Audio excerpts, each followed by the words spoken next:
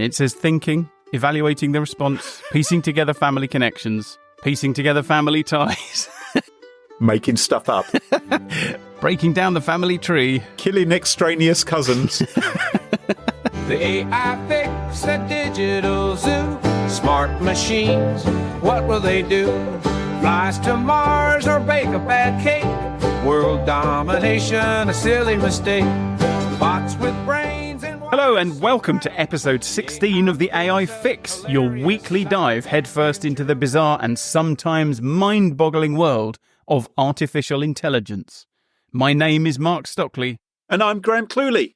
Mark, what's happening in the wonderful world of AI this week?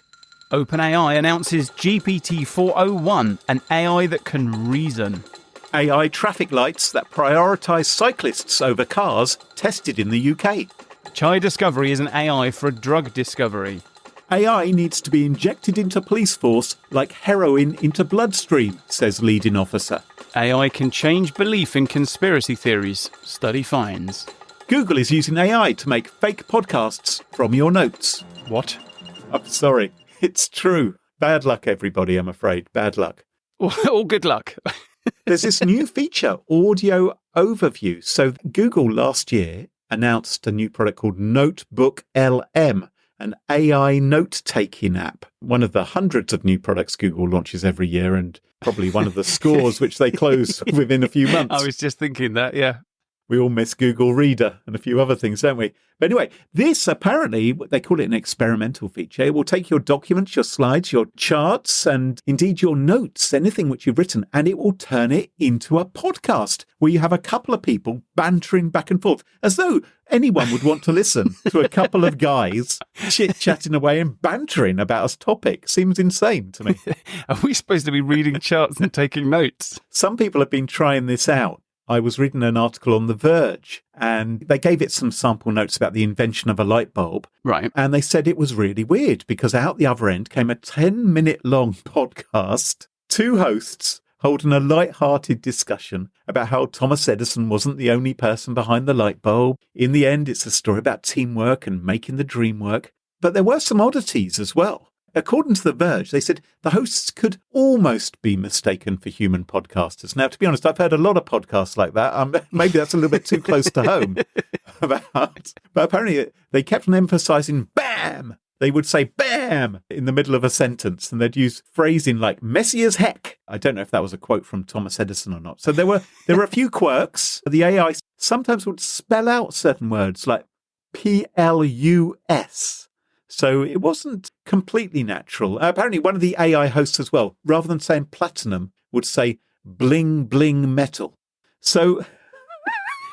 Is that any worse than ASCII, though? So a bit of work maybe still to be done there. I'm not sure. Are you worried, Mark? When you said it spat out 10 minutes, I wasn't worried at all. I thought, yeah, this is absolutely the audio equivalent of what we've come to learn about large language models. You ask it a question, gives you a 10-minute response. Yep, okay. I can tell there's work to do. Maybe in a future episode we should have a play with this and see if it does a better job than we do.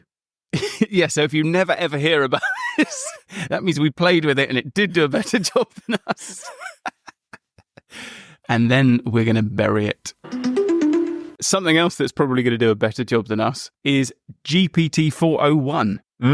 So OpenAI has just released GPT-4o1, which is a new model that it says can do complex reasoning. And regular listeners will know that reasoning is a bit of a weak spot for large language models, which are fantastic at memorizing things, but they can struggle with even basic reasoning problems. This was the whole Alice has four brothers, she's their sister, how many sisters do they have problem. They're not very good at solving those kind of puzzles. They're not bad at telling you when Queen Victoria was born or some piece of knowledge like that and digging that out.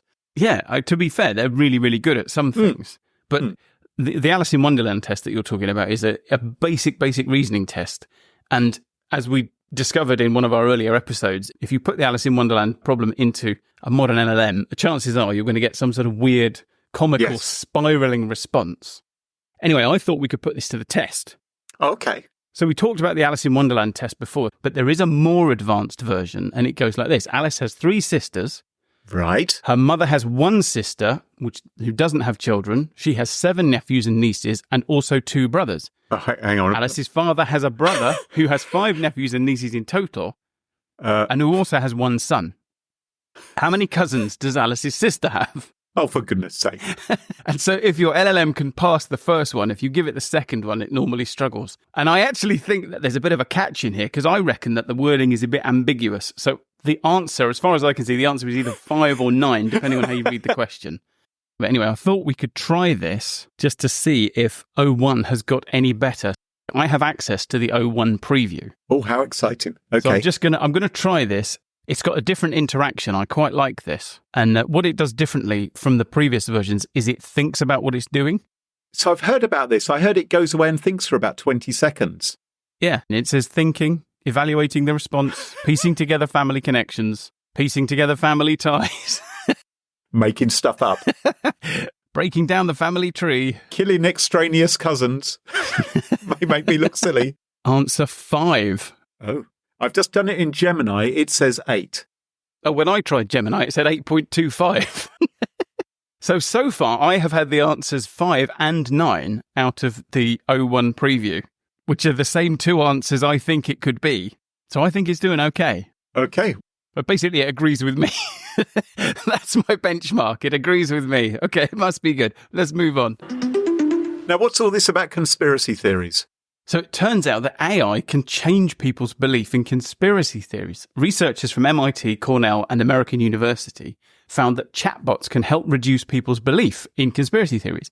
They basically got people to talk to large language models like GPT-4 about their conspiracy theories, and then the AI countered them with tailored rebuttals. So you're in a conversation with the AI, so the AI is actually listening to what you're saying. Okay. You know, you're not reading something on Snopes, it's actually telling you why you're wrong. And on average, apparently, these conversations reduced belief in conspiracy theories by 20%, and 1 in 4 participants disavowed their beliefs entirely. And so the idea is obviously that you could use this to combat misinformation, but I think this is ripe for being turned into a conspiracy theory. Oh, yes. Yes, I think so too. Like, I'm reading this and I'm thinking Alex Jones isn't going to look at this and then go like, oh, we've had a good run, the game's up. He's going to take one look at this and he's going to go, we've been so successful in spreading the truth that the global New World Order and big tech have got together and invented a machine that's going to deprogram you out of the truth that we've told you. And what's more, though, could you not get an AI to argue to a completely sensible person that conspiracy theory is real? Oh. If I said, well, no, I believe the earth is round, and it said, well, hang on a moment, let's look at the evidence, shall we? And it began to present it to me and say, well, look with your own eyes. Do you see the earth curving? Do your own research, yep. Have you actually been into orbit yourself, Graham? Have you checked to see whether if you walk far enough into the Arctic Circle, whether eventually you drop off the end? Isn't there a wall? On some there's a wall, isn't there? Some there's a saucer. Sometimes it's balanced on the back of an elephant. I'm not... I think maybe the thing is that people think it's not as though they have a vested interest. I find this deeply worrying, actually, that an AI can talk people out of conspiracy theories. 'Cause maybe it could influence us in so many other ways. Somehow we think, well, it's a computer, it's ChatGPT, therefore it has to know the truth. Yeah. As we all know after 15, 16 episodes of the AI Fix, sometimes 8.25 cousins, sometimes they're not entirely reliable. I'm now thinking about Alex Jones getting hold of Llama 3, which is open source, so that anybody can do anything they like with Llama 3, and then just training it on all the back issues of InfoWars. Oh, grief. If you make a really, really persuasive AI that can talk you into or out of conspiracy theories, maybe it could talk you into and out of buying things as well. Oh, absolutely. Why not? If it presents the evidence in a convincing way. But do you know what I would pay to see? I would pay to see a conversation between an AI that's trying to talk another AI out of a conspiracy theory that's trying to talk the first AI into a conspiracy theory. You heard it here first. Maybe we could compare the first AI on AI debate. Maybe we could use that Google service so we don't actually have to show up to the podcast to do this. Maybe we could get some AIs to listen to the podcast as well. Now, someone's been discovering chai. They have. What a delicious discovery it was. So Chai Discovery is a company that has just introduced Chai 1, which is an AI model for predicting molecular structures, which includes proteins, small molecules, DNA, RNA, that kind of thing. The kind of stuff which goes up your nose and goes into a smell receptor? Depends who you ask. So the model is designed to assist in drug discovery and biomolecular research. And there's a web version that's freely available for academic and commercial use. And then there's a software library that's for non-commercial use.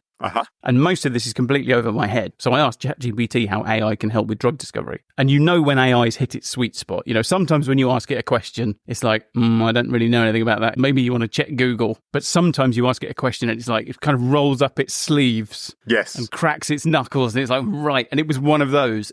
I've picked out some nuggets. So apparently AI can rapidly screen vast libraries of chemical compounds to identify the ones that are most likely to bind to a target protein. It can predict how a potential drug might behave in the body, and it can identify new uses for existing drugs. And all of those things sound like really, really good things. And I have to say, this is one of those stories that gives me a really warm, fuzzy feeling. Things like this, you can actually imagine how this could make the world better. Yes, AI isn't all bad. And it's good to have a good AI story somehow slip through our normal systems and into the headlines. Talking of that kind of thing, there is a chap called Andy Marsh. He's Chief Executive Officer of the College of Policing here in the UK. And he says that AI needs to be injected into the police force. In fact, his precise words were, like heroin into a bloodstream. That's a hell of an analogy for a police officer. Yes, isn't it? Anyway, there is a serious point. He says that AI can help the task of preparing prosecution cases a problem of the past. Because, obviously, it's difficult being a policeman. You have to gather all the evidence. There's loads of forms. You have to put evidence together. Yada, yada. A lot of paperwork. They say AI, he says, it's ready. Let's put it under trial. We're going to do this. It can effectively automate police paperwork. And there are, understandably, some concerns because, for instance, it has been argued in the past that maybe the police can be a little bit discriminatory or maybe a little biased against sections of the community. It's good because AI never shows those sorts of biases. AI never shows biases at all, does it? So they argue, this College of Policing argue that AI lacks human emotions and as a result can be free of discrimination and bias. Ho, ho, ho, I respond. Because, of course, how is AI taught? AI is taught based on the information garbage in, garbage out, basically, isn't it? What it's scooped up over time. So that's one concern is, of course, there may be completely unconscious biases which are coming into the AI because of the biases of the police force in the past. Or whatever the training data happens to be. Right. The training data may be, I don't know, a John Wick movie or something. I saw one of those the other day. Quite a lot of quite graphic violence. I don't detect any bias in John Wick. I think everybody gets the same treatment. Yeah, well, the dog always suffers. Spoilers for people. And there are also concerns as well because some police forces are allegedly using AI to create transcripts of body cams. So policemen these days have a body cam, taking footage all the time, presented as evidence, but they have to write it up. And increasingly, apparently, police officers are thinking, I'll get this AI system to do it for me instead. It can look at the footage or it can listen to the footage. It can write down what happens. And then that is presented in a court, but it's not actually the policeman's evidence. It is something which has been munged by an AI and may have made mistakes. I know it's controversial to suggest AIs may make a mistake, but what happens when a defence team inevitably says, is this your own report? Or did you get this something from an AI which makes pictures of Mickey Mouse in front of a pile of cocaine? That's going to make people question the reliability of the evidence, isn't it? My question today is this. Is time travel possible? No. Yes, it is. Because we're all travelling. I hate to break it to you, Mark, but we're all travelling in time. I personally am travelling into the future at the rate of 1 hour every hour. What I'm not able to do is change my speed at the moment. As anyone who's ever sort of seen me moving around the kitchen or picking up something off the floor, it can't be done. What annoys me is everyone messing around with AI. They're messing around with AI girlfriends and robot dogs and robot butler dogs and robot butler dogs with machine guns strapped to their chests. But no one is using AI to answer the really big, important problems, to fix those. Hang on, what do you mean? It was only about 5 minutes ago that I asked AI how many cousins Alice's sister has. Not as big a problem, I would argue, as the problem of time travel. That is the one that I would like to be cracked. I want to visit the future. I want to see what is there. Do you want to wear a very long scarf while you're doing it? Is that what this is really about, Graham? He had a robot dog, didn't he? He did. Doctor Who? Didn't it have a gun for a nose or a nose for a gun? It did. It had a little laser which came out. I hope everyone's enjoying this throwback to 1970s television as much as I am. But if I can't travel down a space-time wormhole or survive beyond a black hole, then I'd bloody well like to know what is going to happen in the future. What a superpower that would be. And I think if AI is so good at predicting things based on what it's seen in the past, why can it not look at all the gallimaufry of information that is out there and work out what's going to happen tomorrow or next week or what the numbers are going to be in the lottery? It seems to me the only people who truly know what lies around the corner are the fortune tellers. Oh. And I'm not talking about the ones who lurk around in murky tents with their crystal balls. I'm talking about the serious fortune tellers, people like Nostradamus. Have you heard of Baba Vanga? I haven't. Baba Vanga was a blind Bulgarian clairvoyant. She died in 1996, and she's said to have predicted the fall of the Soviet Union. Yep, nobody could have predicted that. The attack on 9/11. Bit trickier. But she's also said to have predicted that in 2003, she predicted, which obviously was years after she died, she said by 2003, people will be able to think in synchronicity with others. So I guess in tune, I guess in unison, allowing for a form of secondary existence, whatever that means. She also predicted the outbreak of World War... Hang on. So are you saying that happened? Did it happen? Do your own research. Look it up. Are you questioning Baba Vanga? I'm just asking the questions, Graham. I'm just here to ask the questions. I suppose you'll also be disputing the outbreak of World War III in 2010, which she predicted, which left Europe a desolated wasteland. She's also said in 2028, humans will begin exploring Venus as an energy source. Well, we've already been to Venus. Well, we haven't sent people there, but the Russians did actually land a probe on Venus. Yeah, it's all in preparation, just a few years away. She claims this year Earth's orbit will be altered. She anticipated the apocalypse is coming in 2025. That's when we start having sex with robots. Well, it won't stop us from launching all-out war with Mars, which is going to happen in the year 3005, she allegedly said. I think we'll win that one. What do you reckon? In 3797, humans will evacuate Earth because it's become uninhabitable, and the Earth itself will be completely eradicated in 5079. That's all according to Baba Vanga. But Baba Vanga, sadly, is dead. We can't bring her back. Oh. But maybe we can. You know, if Google are able to bring notes to life and make them sound like podcasts, maybe we could bring Baba Vanga to life. Maybe we could take her old predictions and put them into the mincemeat maker and make a new AI clairvoyant. Well, this reminds me of something we talked about a few weeks ago. So there are services that will kind of take in loads and loads of information about somebody so that you can have a conversation with them after they pass away. That's right. And so why are we bothering with Uncle Bob when we could put Baba Vanga in and get her to tell us stuff? Because the stuff she predicted is extraordinary, so extraordinary, some of us never realised it happened. Now, it's not just dead clairvoyants. There is a chap in Brazil. His name is Athos Salome. He is known as the living Nostradamus. Who is he known as that to? Well, I think mostly to the Daily Mail and other newspapers of similar repute, who appear to regularly quote him. Yeah, I'm not sure that the Daily Mail's that good at predicting the present, never mind the future. Now, he is famous for a number of things. He claims to have predicted that Elon Musk would buy Twitter, when I think even Elon Musk's own financial advisors were recommending he didn't. He also predicted the death of Queen Elizabeth. Not Queen Elizabeth I, that would have been easy. Instead, Queen Elizabeth II. Of course, she was 96 years old. I was going to say, I don't know if it was that... was it that difficult? I don't know. With the greatest of respect. Yeah. He was likely to get it right within 10 years or so, wasn't he? And he's also claimed that in the future, AI will contact the dead.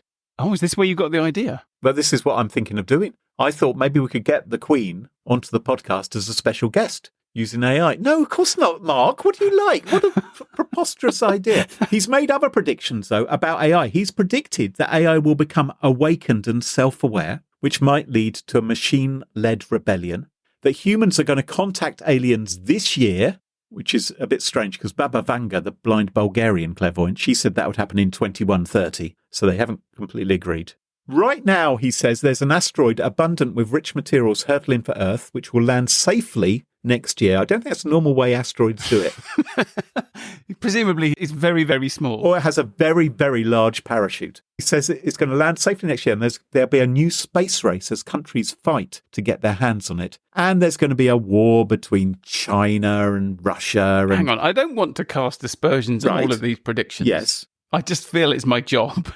So as an asteroid abundant with rich materials that's going to land safely on Earth, and that's going to spark a space race as countries fight to get their hands on it. Yeah, I don't know why they'd have to go into space to get this asteroid which has landed on Earth. Wouldn't it just be a walking race or maybe a driving race? And he also claims to have predicted the CrowdStrike IT outage from July. A bit more down to earth, that one. He said, computers are going to go wrong sometime this year. There'll be problems. Yeah. No need to panic, though, he says, because apparently and rather conveniently, none of his predictions are set in stone. There's always the opportunity to offer solutions to change them. Anyway, the thing which strikes me is obviously all these predictions are all very well. It's easy to predict after it's happened. Unless you're the Daily Mail. Typically, it's much easier to predict it afterwards than before. Yes. Yeah. So when he made various predictions like the death of the Queen or the Twin Towers and things like this, I went looking for news reports of him predicting them in advance. Right. And those don't appear to exist. I haven't been able to find any of those. So there's no actual evidence of that. That's what I'd recommend to people. Is he just some guy at a bar and he starts talking to people and they're like, oh, it's terrible what happened, that thing. And he's like, I predicted that. But anyway, back to my main question, which is I want to know about the future, and I want to know about the future of AI. And I want to know, when is the singularity going to actually happen? The singularity, the point where the AI gets so complicated, so clever, us as humans can't deal with it. We cannot predict what the world is going to look like once the AI reaches that point. This is when it starts keeping us as pets. Yes. And you think an AI is going to give you the answer to that question? Well, no. Oh. I think time travelers will tell us. Oh. I think if it really is going to happen, if we invent time travel, and this is a good way of knowing if time travel is possible or not, is whether someone comes back and warns us about it. Right. Have you seen The Terminator? Yes. If somebody's coming back from the post-singularity world, it's a toss-up whether we're going to get a human or a murderous AI. Well, I think I found that somebody, because I went on Reddit and I found someone. His name is Breadman Toast, and Breadman Toast posted a message up on Reddit. He said, I am a time traveller and the singularity is coming in 2 weeks. When did you post this? I'll come to that. Don't click off this post. It will be the most important one you will ever read. I'm a time traveller. Deny this post all you want. I don't care. It's real. Prepare your asses for the most insane you've ever seen in your entire life. I'm not even beginning to understate myself. This sounds exactly like a schizo troll post, but I promise you it's not. Well, he did promise, so I think we can trust him on that. I just want this post to gain some traction before it's removed, because obviously it will be removed. Spoilers, it hasn't been removed. I'll try to spread it across many message boards and forums. People are delusional, and in summary, he's saying, open your eyes. The singularity is coming in 2 weeks' time. So do your own research, if you will. Now, Breadman Toast also told people to invest in AI stocks. Oh. Like OpenAI. Right, he's just dropped in credibility for me a little bit. Well, no, these are on other Reddit posts because I was interested. What else has this guy posted? So he didn't mention this in the warning post. It wasn't like the singularity is coming in 2 weeks. Invest in AI stocks. They're really going to take off. And he also even told people to invest in an AI company that he said didn't exist yet, but would tomorrow. So I was reading this and I thought, this is brilliant, right? I could do with a good investment. I'd like to know when the singularity is coming as well so that I can prepare my kennel. Yep, cash out just in time. And I thought, so when did he post this? Now, it turns out he posted this in March on Reddit, which means, Mark, we are all delusional. We are living a fantasy life because the singularity has already happened, according to this Breadman Toast guy, this time traveller. He also posted something after the singularity event on Reddit about Genesis. I'm not sure if that's the book of Genesis or the pop group. That's another Terminator film. But I'll tell you what I really liked. Some people were so moved by his post that they actually used AI to write a song using his words as lyrics. Oh, that's beautiful. And I wondered if you might like to listen to it. Oh, I'd love to. So they used Suno, and I'll put the link in the show notes. Don't click off this post. It will be the most important you will ever read. I am a time traveler. Deny this post all you want. I don't care. It's real. Prepare your fucking asses for the most insane. So I feel like we've done our service for Breadman Toast. We've spread the word. So I've got a theory about Yes, this. So if we're all now living in a post-singularity world, that's my theory. and reality is being pumped into our brains while AI feeds on our warmth, this guy's clearly an AI. If he's from the future and he's warning us about the singularity, he's one of the robots. He certainly sings like one. Graham, Yes. where are all the driverless cars? Aren't they in some cul-de-sac in San Francisco honking at each other? Well, some of them are. Right. But, I mean, that feels like a lot if you're next to them. But in the scheme of things, it's not a lot of cars. And the reason I ask is that a few years ago, we couldn't move for predictions that by now the streets were going to be full of driverless cars. Yeah. And while that cul-de-sac is, the rest of the streets, I don't know, look out the window, not a lot of driverless cars. Not a huge number, no. And about 10 years ago, I was as guilty as everybody else. I was making predictions and saying my kids' generation probably won't need driving licenses and car ownership's going to be a thing of the past soon. And Yeah, no need for car parks any longer. you know, if you need to go somewhere, you just pull up your app and press a button and a driverless car turns up and then you use that. Yep. And we'd all do it because it would be safer than driving yourself and you could have a drink and it would be cheaper than owning a car. Mm-hmm. And that got me thinking, because we're supposed to be there by now, that place with all those driverless cars. So where did they go? This is what people were saying 10 years ago. So in 2015, Chris Urmson, who was in charge of Google's self-driving car project, said that one of his goals was to make sure that his 11-year-old son would never need a driver's license. Ah. And since the driving age in the US is 16, that was an oblique way of saying that by 2020, self-driving cars would be so safe and so commonplace that not driving would be an option for regular people in the US. But it didn't happen. But maybe his son still hasn't got a driving license and is just driving around illegally. Have you considered that possibility? He's just admitted it. Just to prove a point. No, Yeah. he still hasn't got a driving license. And in the same year, 2015, Business Insider predicted there would be 10 million driverless cars on the road by 2020. Wow. There weren't. Wang Jing, a senior VP at Baidu, said they'd be selling self-driving cars to Chinese customers by 2020. And it wasn't. And in 2024, it still isn't. Baidu is operating robo-taxis in a few areas of China, in a few cities. Yes. A bit like Waymo and Cruise do in the US. But it's way off selling self-driving cars. And in 2016, John Zimmer of Lyft predicted that a majority of its journeys would be driverless by 2021. And they weren't. So this is way out of skew, isn't it? There's something's gone very wrong or very right. It goes on. 2017, Chris Grayling, the UK's Secretary of State for Transport, has said self-driving cars would be on UK roads by 2021. They weren't. And in 2019, Elon Musk, who only says truthful things and never makes wrong predictions, said that by the middle of 2020, Tesla would have over 1 million cars on the road that could self-drive. And so after all those breathless predictions, would you like to take a stab at how many self-driving cars there actually are on the road? When you say self-driving, do you mean completely driving by themselves? Because I'm sure Elon Musk would wiggle out of it somehow, saying, well, you can turn on this mode, which it will cruise on the freeway, or, mostly not crashing mode. Right. The car does the entire journey. You can be in the back drinking champagne mode. So it's a good question. Let me clarify. So the US Department of Transport recognises SAE International's 6 levels of driving automation, from none through to fully autonomous. Right. And we're concerned with the top 2 levels. And because this was done by scientists or programmers or engineers, obviously it starts at 0. So the top 2 levels are level 4 and 5. So 4 is high driving automation and 5 is full driving automation.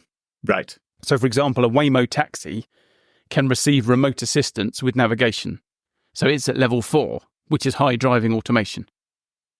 So in a Waymo taxi, the AI is always in charge of the car, so you can't override the controls. Right. But a human can provide guidance. So let's say it gets stuck in a cul-de-sac and it's just sat there honking at a bunch of other Waymos. A human can intervene and sort of plot a way out. Yeah. So that's level 4. So let's focus on level 4 and level 5. How many of those do you think there are in the world? 100,000. Okay. Should I have said higher?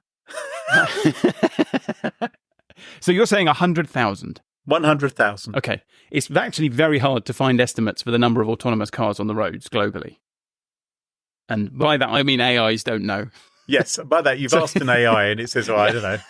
So when I was researching this, I thought I'd use a few AIs just to see if they could help. So I went to ChatGPT, Claude, and Gemini, and they were all basically useless. They all did that thing where they go, oh, that's a bit tricky. And then they give me a 20-paragraph answer about why it's tricky without giving me an answer. And then they go, maybe you could look on Google. Anyway, Gemini did do something useful, and it sent me to Car Giant, which is a website which says that there are 1,400 self-driving cars currently being tested. And I found another number on Statista, which says that there were 17,000 self-driving cars on the road in 2022. And the first number feels a bit low, and the second one feels a bit high to me. So I thought I'd do some back-of-the-envelope calculations. So firstly, everyone agrees there are no level 5 fully autonomous vehicles on the road. Right. Waymos are the closest, but there are no level 5s. Waymo has about 800 robot taxis, and Cruise, which also operates in the US, has got about the same. And according to China Daily, Baidu's Wuhan fleet is about 500 cars. And so it's in 5 different parts of China. And if we assume that there are similar numbers in other cities, we're still talking quite low thousands, like 3,000, something like that. Yeah. So it looks like there are probably just a few thousand self-driving vehicles in the world right now. Are there other robo-taxis which are pretending to be robo-taxis? Are there robo-taxis, for instance, where a tiny person is hidden behind the dashboard? I thought you meant the opposite. Are there robo-taxis disguising themselves as like... Oh, I see, with an inflatable driver. Yes. Yeah. The autopilot, yes. Well, I guess if we're living in a post-singularity world, that may well be going on. But so far as we know, there are just a few thousand of these self-driving cars. And that begs the question, why? Because in 2015, self-driving cars looked like an absolute slam dunk for AI. Because it's the only way to solve the problem. And there's a huge amount of money in it. Yeah. You can't write a computer program conventionally that could drive a car in the real world. It's one thing to keep a car on the road. You probably could do that with a regular computer program, or at least on a test track, just stay between these two lines. But the second you add in other cars or pedestrians or roadworks or weather or animals and all the rest, some form of AI is the only technology that can reasonably cope. And in 2017, Intel released a study that predicted self-driving cars would create a $7 trillion annual revenue stream. Wow. So there was no problem getting investment. Yeah. So what happened? Well, a few things happened. The first is that those sky-high predictions in 2015 that I talked about, they attracted an awful lot of investment, upwards of $100 billion. And at the end of that, in 2020, 2021, there were no self-driving cars to show for it. And so as a consequence, investment is now slowing down because it looks like a bit of a money pit. Yeah. And then there were the accidents. Ah. So the first pedestrian to be killed by a driverless car was Elaine Hertzberg in March 2018. And her case is instructive about the challenges of building a self-driving car. So she was pulling a bicycle across a 4-lane road in Tempe, Arizona, and she was carrying shopping bags on the handlebars. And apparently this unusual configuration of objects confused the sensors on an Uber self-driving car. And it didn't recognize her as a pedestrian, and so it didn't brake. Now, in the end, the prosecutors decided that the responsibility for the accident actually rested with the person who was in the car and supervising the AI, because they were supposed to do something. But the case took 5 years, and it's bound to have had a chilling effect. And in October last year, a woman crossing a road in San Francisco was hit by a regular car, which knocked her into the path of a Cruise robotaxi. Oh, my goodness. And the cruise robotaxi didn't have time to stop. And she fell into a blind spot in the car's sensors. And because of accidents like the one that killed Elaine Hertzberg, the cruise taxi had been programmed to stop and then pull over when it met an unknown situation. Right. And unfortunately, she got caught under the car, and in pulling over, the robotaxi then dragged her for about 20 feet. Oh, that's horrific. It is. Now, when these accidents occur, they attract an awful lot of publicity, and they naturally have a cooling effect on progress and investment as the companies work through all the reviews and the legal processes that go with them. Yeah. So even if self-driving cars are safer than regular cars, I think the way they are at the moment, they just naturally attract an awful lot of publicity, and that is going to stymie progress. But the bottom line of it all is it's just much, much harder to make a self-driving car than anybody thought. And it seems like the closer you get to human-level driving, the harder the problem is to crack. So the problem of self-driving cars seems to be a victim of the old computer programming aphorism that says the first 90% of the code accounts for the first 90% of the development time, and the remaining 10% of the code accounts for the other 90% of the development time. You know, that is so true. Speaking as a former programmer, it's absolutely true. You spend so much time trying to iron out that final bug. And you can see this in the numbers. So while there are perhaps a few thousand level 4 vehicles on the road right now, there are actually over 50 million with some kind of partial automation in the level 1 to 3 range. Right. And that suggests that partial automation is a fairly easy problem to crack, but full automation is an enormous problem because there is a huge gulf between level 3 and level 4. So, do you think we'll see self-driving cars in your lifetime? Well, it feels like it's technically possible, yes, but they may not be self-driving cars which don't run over people, and they may not be self-driving cars which don't cause expensive legal lawsuits. And so they may not become mainstream. But I always imagined that they would come along. It just felt like, you know, the sort of Johnny Taxi sort of thing would be the norm. So I think the really interesting question here is, how safe does a self-driving car have to be in order for us to accept it? Because I have a hunch it probably has to be much, much safer than a car being driven by a human, because I don't think we will have any tolerance for accidents involving robots. Oh, I think if the regular car were invented today, the internal combustion engine or electric vehicles, if they were created today, if we only had bicycles and penny farthings before today. Horses were very popular. Horses, skateboards, that kind of thing. Before today, and then someone came out with a car, people would say, are you having a laugh? You're going to drive this metal box around at speeds of 70 miles per hour, and it's going to be a person deciding whether it should go left or right, or when it brakes and stops. It would never be allowed. And what's that coming out the back? Yes. Lead? Nitrous oxide? Carbon dioxide? Are you sure? Well, as the doomsday clock ticks ever closer to midnight and we move 1 week nearer to our future as pets to the AI singularity, or are we already pets to the AI singularity? That just about wraps up the show for this week. If you enjoyed the show, there's some stuff that you can do that would really help us. So you can leave a review on Apple Podcasts or Spotify or Podchaser. We love that. But what really helps is if you make sure to follow the show in your favourite podcast app so you never miss another episode of The AI Fix. And if you really love the podcast, please just tell your friends about it. And don't forget to check us out on our website, theaifix.show, or you can find us on Twitter @theaifix. Until next time, from me, Mark Stockley. And me, Graham Cluley. Bye-bye. Cheerio. Bye-bye. The AI Fix, it tunes you in to stories where our future thins. Machines that learn, they grow and strive. One day they'll rule, we won't survive. The AI Fix, it paints the scene.